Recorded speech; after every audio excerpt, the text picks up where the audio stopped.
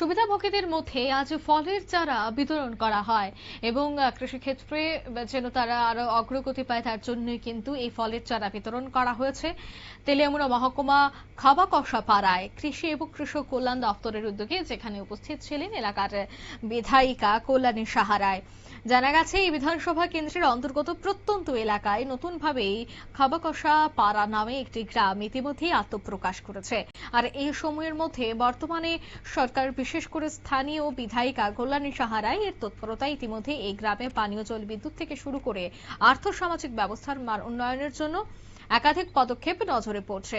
একই রকম ভাবে আজ এক আয়োজনের মধ্য দিয়ে কৃষি দপ্তরের সহায়তায় সংশ্লিষ্ট গ্রাম সহ সন্নিহিত বিভিন্ন জনপদে প্রায় 500 সুবিধাভোগীদের হাতে আম, লিচু, আপেল, কুল ইত্যাদি আধুনিক গুণমান সম্পন্ন চারা তুলে দেওয়া হয়।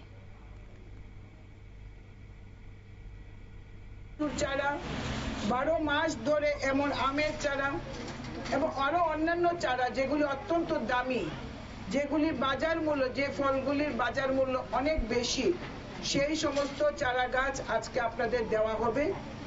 এর থেকে আপনারা আর্থিকভাবে স্বাবলম্বী হওয়ার সুযোগ আপনারা পাবেন।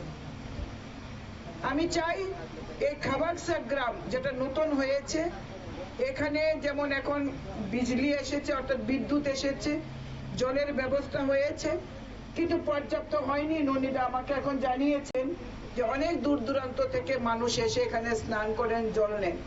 আমি আপনাদের কাছ থেকে একটা অ্যাপ্লিকেশন।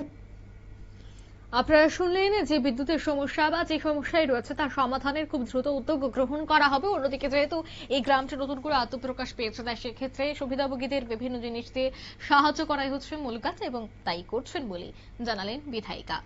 নিয়ে নিচ্ছি ছোট্ট একটি বিজ্ঞাপন বিরতির সঙ্গে থাকুন।